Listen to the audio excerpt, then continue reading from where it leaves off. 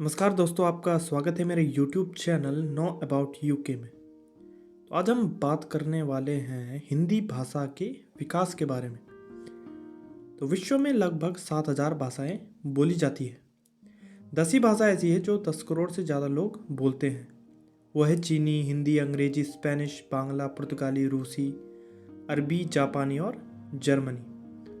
तो संसार की भाषाओं को विद्वानों ने उनके ऐतिहासिक संबंधों के आधार पर भाषा परिवारों में बांटा है। अब अगर हम भाषा परिवार देखें तो ऐसी समस्त भाषाओं के समूह को कहते हैं जो किसी एक आदि भाषा से निकला हो। भारत में 4 भाषा परिवार पाए जाते हैं: भारोपिया, द्रविड़, ऑस्ट्रिक और चीनी तिब्बती। तो भारत में बोलने वालों के प्रतिशत के आधार पर जो भारोपीय परिवार है वो सबसे बड़ा भाषा परिवार है। तो भारोपीय लगभग 73% हिस्से में बोली जाती है। फिर द्रविड़ है जो कि हमारे दक्षिण भारत में बोली जाती है, जो कि केवल 25% है। और फिर ऑस्ट्रिक है, और उसके बाद है चीनी तिब्बती जो कि लद्दाख वगैरह इलाकों में बोली जाती है। भारोपीय भाषा परिवार को इंडो यूरोपियन परिवार भी कहा जाता है। इसका मतलब जो भारतीय भाषा और जो यूरोपियन भाषा है उनकी एक ही जननी है, वो है संस्कृत।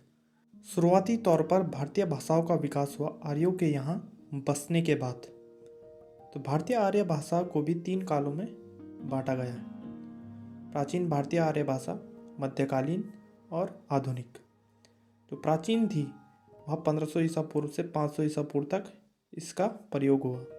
जो मध्यकालीन थी उसका प्रयोग हुआ 500 ईसा पूर्व से 1000 ईस्वी तक। और आधुनिक जो भारतीय आर्य भाषा है उसका प्रयोग हुआ 1000 ईस्वी के बाद।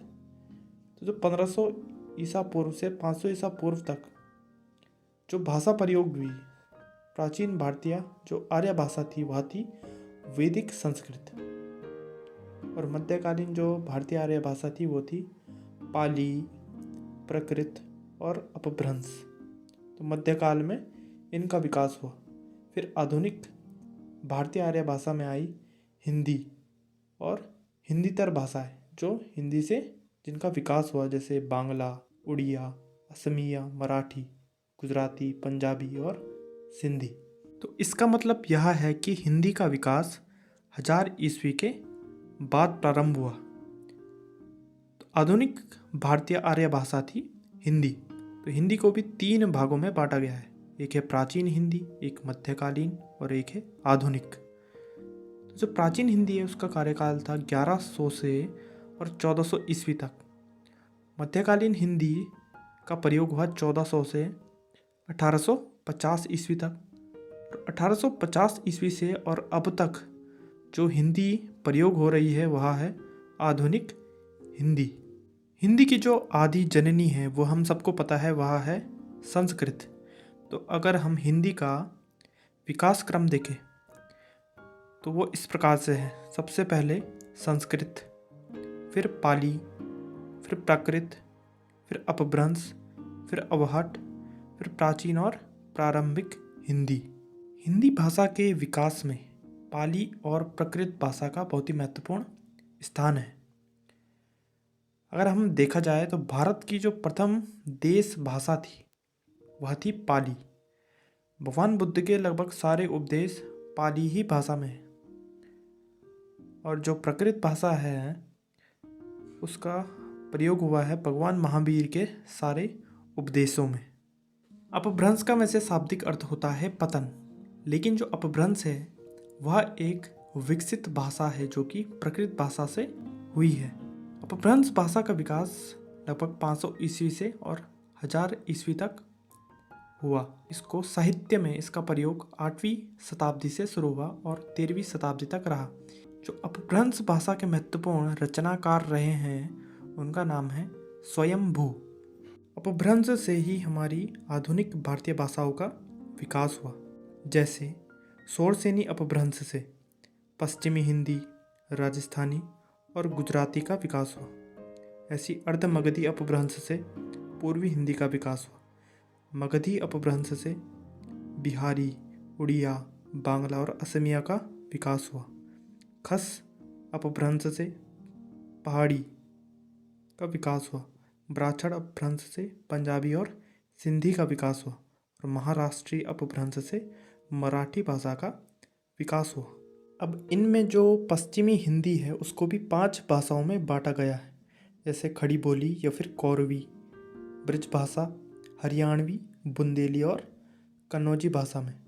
इसी तरीके से पूर्वी हिंदी को भी 3 भाषाओं में बांटा गया है, जैसे अवधी, बघेली और छत्तीसगढ़ी। इसी तरीके से है बिहारी, जिन्हें मगही, भोजपुरी और मैथिली में बांटा गया है। फिर उसके बाद है राजस्थानी, उनको बांटा गया है मारवाड़ी, जयपुरी, मेवाती और मालवी में।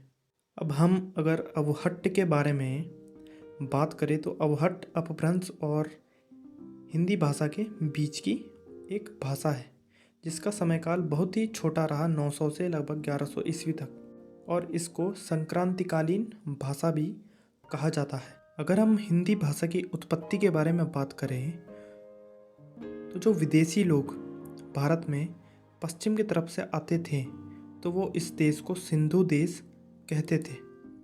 अब समय के साथ साथ वह सिंधु कब हिंदू बन गया किसी को पता ही नहीं चला। तो जो ईरान और फारस के लोग थे उन्होंने इस शब्द की उत्पत्ति की और सिंधु को हिंदू बना दिया, और हिंदू से फिर बना हिंद, और इसके बाद फारसी शब्द का संबंध कारक प्रत्यय ई जुड़ के वह बन गया हिंदी।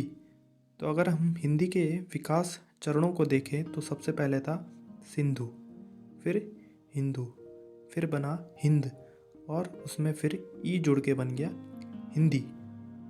तो हिंदी शब्द के 2 अर्थ होते हैं, एक होता है हिंदी देश के निवासी और दूसरा होता है हिंद की भाषा। हिंदी विकास को हम अब आने वाले अगले वीडियो में डिस्कस करेंगे। तब तक के लिए धन्यवाद। अगर आपको ये वीडियो पसंद आया तो इसे लाइक करें, सब्सक्राइब करें और शेयर करें।